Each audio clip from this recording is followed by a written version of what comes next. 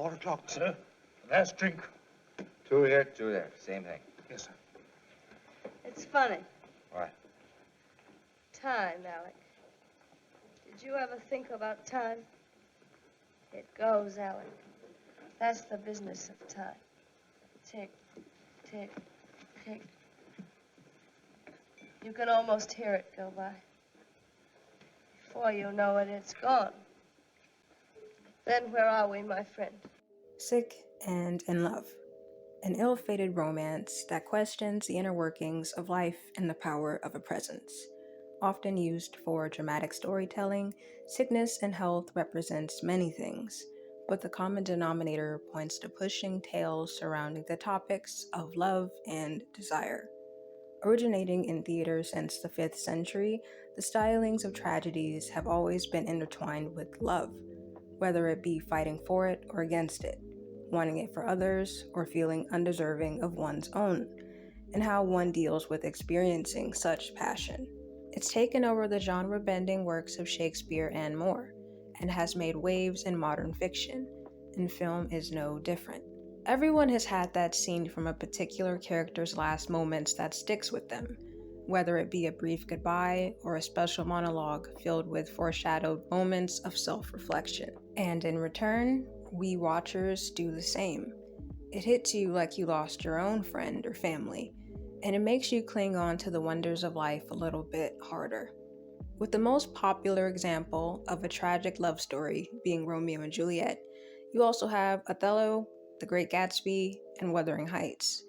Quite a few of us have had to read at least one of these at some point, and you close the book thinking, well, that wasn't fun, and you try to move on. But with stories like these, you can't help but recollect bits and pieces of the book in the back of your mind, because that's what a proper tragedy is supposed to do. One of the earliest portrayals in film was the 1939 picture Dark Victory, starring Bette Davis and George Brent. Originally starting out as a stage play starring Tallulah Bankhead, this story revolves around a spirited 23-year-old horseback rider who discovers she's terminally ill with less than a year to live. In the process of finding out, she falls in love with her doctor and navigates the highs and lows of her sickness by living to the best of her ability. Betty was in awe at the premise and demanded that studio head Jack Warner purchase the rights. And he did, followed by telling her, "We'll let you make it, but not one fellow will come into the theater. Who wants to go to the movies to see some dame dying?" The film went on to be a hit in the box office and earned 3 Oscar nominations, so it's safe to say there's something about these films that have always drawn an empathetic crowd. Films like these evoke emotion.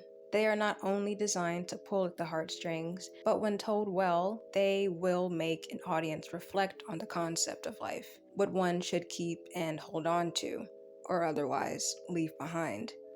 The introduction of love on screen, whether it be the dynamics of a significant other or a platonic relationship, have the ability to make or break a story. But the tool of unpredictability ups the stakes. Is there a chance for a miraculous recovery? Can the relationship stay strong? Will the ending be satisfying?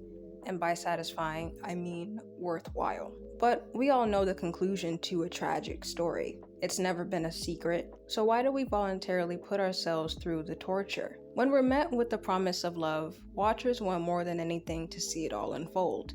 They want to see the moment that soon-to-be couple meets for the first time and how their chemistry will be. They want to anticipate the upcoming challenges and sacrifices that'll be made for each other.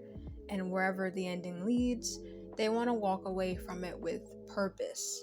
Also, to see if any of the other characters were able to find their own purpose. How does this kind of story generally make you feel when the credits roll? Chances are it brings you sadness, hope, fear, and maybe a little bit of inspiration. For me, I resonated most with the biggest lovesick story of modern times, The Fault in Our Stars, written by John Green. Set in the suburbs of Indiana, this novel was one of the first to tell you, as a reader, that the inevitable was near, but the main characters, Hazel Grace Lancaster and Augustus Waters, were willing to make peace with it, even joking about it now and then. But they still wanted to make things happen in the meantime. Like most sick characters, especially in the perspective of a teenager, Hazel Grace could describe the mundane like no one's business. She could study and call out all the discrepancies the average healthy kid was supposed to have at her age, versus her own, being someone with cancer, always having a tight schedule with no room for rebellion. And when it was time for her peers to grow out of their angsty upbringings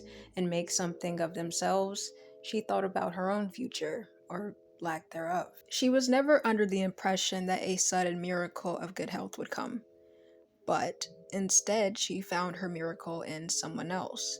And the more she fell in love, the less she stopped trying to find a bigger picture. And Augustus, though much more extravagant and optimistic about his circumstances than most, found a way to encourage her and him that their impact is grand even if they are cosmically small. In famous writer Virginia Woolf's essay on being ill, she has quite a bit to say surrounding the public's perception of sickness, stating, quote, "We do not know our own souls, let alone the souls of others.